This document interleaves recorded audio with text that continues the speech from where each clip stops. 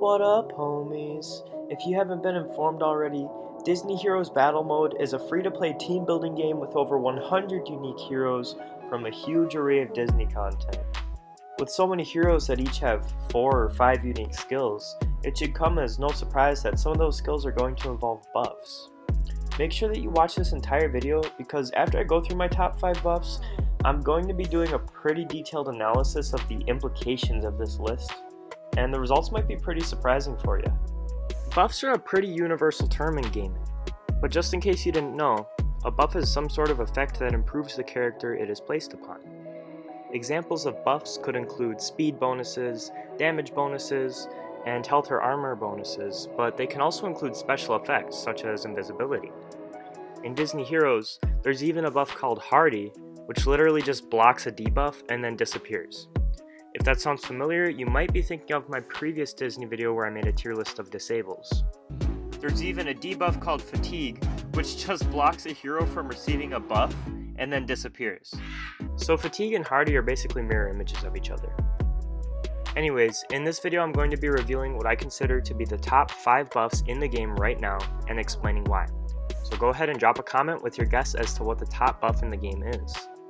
Having said that, there are certain exceptions to how buffs work. For example, the invincibility buff prevents all damage, making heroes impossible to kill, but there are some skills that can still defeat an invincible hero. However, I'm not going to get into that in too much detail in this video, so if I make a generalization such as it's impossible to finish off a hero that has invincibility, just know that there are probably at least 1 or 2 exceptions to this rule due to the huge variety of skills in the game. If you want to hear more about that though, go ahead and subscribe so you don't miss any DHBM videos. And I'll even throw in a free... Number 5 on the list of top 5 buffs is going to be the shielded buff. A hero with this buff applied to them gets an energy shield which absorbs a certain amount of damage before breaking and disappearing. Shields are really nice for a couple of reasons.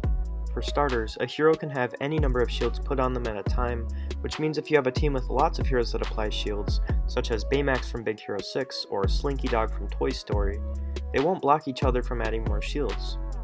This is especially strong if you're using heroes that benefit from shields in some way. Slinky Dog, for example, gains armor and reality for every shield on him and his teammates. Another nice thing about shields is that they don't interact directly with the health bars of a hero, which might not sound like a big deal, but it matters. Let's say your hero has a maximum health of 100 and they're currently at 85 health. If they receive a heal of 40 health from a teammate, they only heal 15 and the other 25 is just wasted. However, there is no maximum on shields. Therefore, if your hero receives a shield with 40 health instead, they're left with 85 health and 40 shield health, which combined is worth 125 health, and even then they can receive more shields. Number 4 on my top 5 list of buffs is going to be invincibility. I'm betting some of you might be surprised that this isn't actually higher on the list, and trust me, it's a total banger of a skill, so I understand. But the other 3 are simply even more bangerly. When your hero receives the invincibility buff, they become immune to all damage from all sources. If they have full health, low health, or anything else, they will retain that health. They can still be healed though, so I guess their health could be changed by going higher. This buff is really nice because any hero that receives it is generally impossible to finish off, meaning that you technically can't lose a fight if even one of your heroes has invincibility on. I don't think a lot of people realize this, but invincibility also blocks certain effects. Like, I don't know why invincibility prevents knockback, but it does. That being said, I don't believe any of the disables I talked about in my disables tier list are prevented by invincibility, and there aren't many heroes that have synergistic effects based on this buff either. One notable exception being Kermit, who can grant invincibility to a teammate with one of his skills, and can duplicate buffs with another one of his skills, which means he synergizes with himself and makes his whole team invincible. Number 3 on my list of the top 5 buffs in Disney Heroes is invisibility. Now before you get all mad and say that invincibility is better than invisibility, hear me out. Heroes with the invisibility buff cannot be targeted by any enemies with any attacks. There are some skills that don't target heroes at all and just hit the entire enemy team, and these can in fact hit invisible heroes, but basic attacks and targeted skills cannot. Furthermore, If all the heroes on your team are invisible, the enemy team will just stand there like a bunch of silly geese, and they won't even activate those aforementioned non-targeted skills. I mentioned earlier in the video that there are some exceptions to every rule in this game, and there are indeed some heroes, such as the Cheshire Cat, that can target invisible heroes, but it isn't very common to see. Pun intended. If we set aside the exception for a moment, here's why invisibility beats invincibility. Although invisible heroes cannot take damage, and invisible heroes technically can, they usually just don't because they aren't being targeted. On top of that, invincible heroes are still completely susceptible to disables, while invisible heroes are just as unlikely to be hit by disables as they are to be hit by anything else. Finally, having a team of invisible heroes, or even having one invisible hero and nothing else, can effectively stun the entire enemy team until the invisibility wears off, while the same cannot be said for invincibility. See? Told you it was better. Having said all of that, invisibility doesn't tend to synergize very well either, and even Kermit is less likely to make use of it because, although he can duplicate this buff, he doesn't have the ability to apply it himself. Number 2 on my list of the top 5 buffs in Disney heroes is the Energized buff. Heroes with the Energized buff gain extra energy every time they perform a basic attack. Gaining extra energy is a huge advantage, because it allows heroes to make use of their activated skills more quickly. This isn't always the case, but for many heroes, their activated skill, aka their white skill, is their most crucial skill. For example, heroes such as Basil of Baker Street and Ian Lightfoot don't truly reveal the extent of their power until their white skill is activated. Another sweet perk of the Energized buff is that it synergizes with all sorts of different heroes. If you have a hero with a really strong white skill, you have a hero that synergizes well with the Energized buff. Energized also synergizes well with heroes such as Eeyore and Flynn Rider that apply the Sap debuff to enemy heroes, which is a debuff that drains energy. Combining Energizes with Saps or Silences... Hello? How's your Ohio trip going? Super good, dude. Whoa, slow down.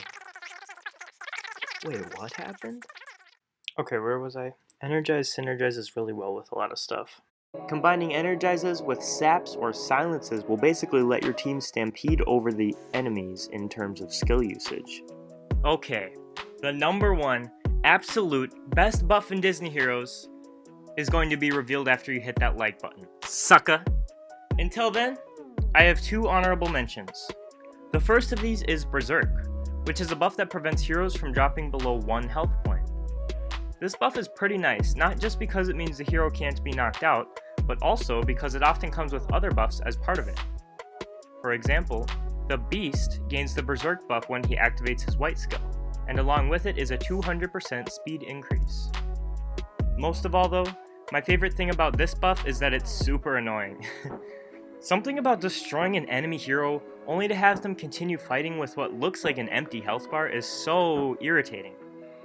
The other honorable mention in this top 5 buffs list is the Hardy buff. I already mentioned this one earlier, but the Hardy buff just blocks a debuff and then is removed. This buff is nice because it can stack, which means a hero can have more than 1 copy of Hardy applied to them at a time. If a hero has a bunch of stacks of Hardy, they can soak up a lot of punishing debuffs without suffering.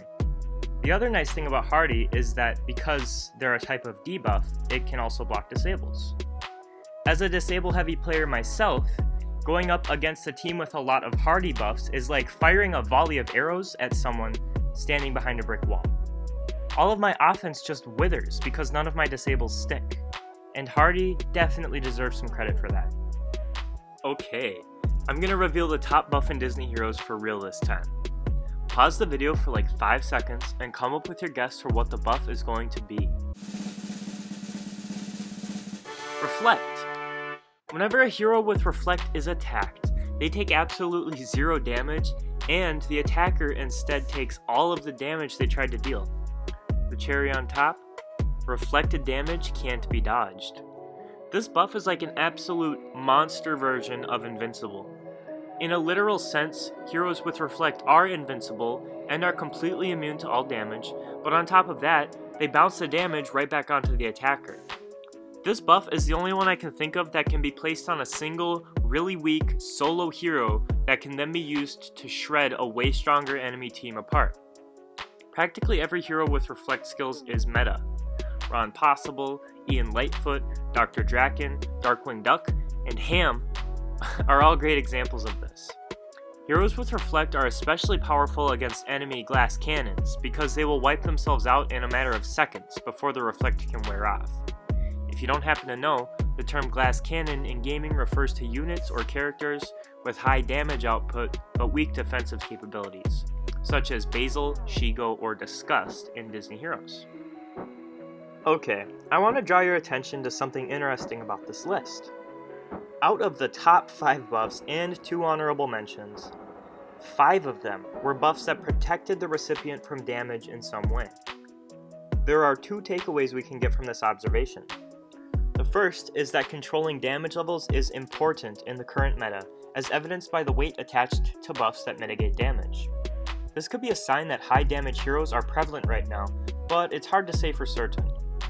The other takeaway is that the current environment of Disney Heroes is encouraging people to build teams to address damage dealing, which actually leads us to the really interesting conclusion that if you want to do well in DHBM, it might be in your best interest to base your team not around damage output, but around control.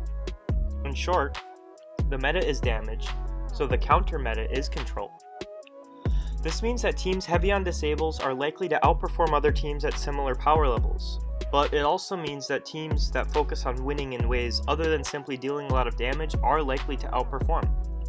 This is super fascinating information actually, because it may mean we're currently underestimating some heroes that don't rely very much on damage, and they could be performing extremely well if they were just part of the right team composition. One glaring example that's coming to mind for me is John Silver. John has a skill that says he takes 2% less damage for every 1% of his health that's missing, but only if the damage is from a studied hero. If we put him into a team that has a lot of study skills, he functionally becomes invincible. Meanwhile, study teams tend to deal high normal damage, especially considering heroes like Maximus, which means they have the potential to perform well in the current meta as well. Could it be that we're completely overlooking some heroes that could exploit the currently accepted meta? Alright everyone, if you made it this far, I hope I gave you something to think about. I seriously think there should be some discussion about this, so go ahead and write a comment below, and let's see what each other's thoughts are. I pin comments on most of my videos anyways, so you might as well try to write something good enough to get pinned. Thanks for watching this far, seriously. And feel free to rewind, because I know I got pretty technical and evaluative for a bit there. Make sure to check my channel to see if I make videos on any other games you play, and I'll see you next week.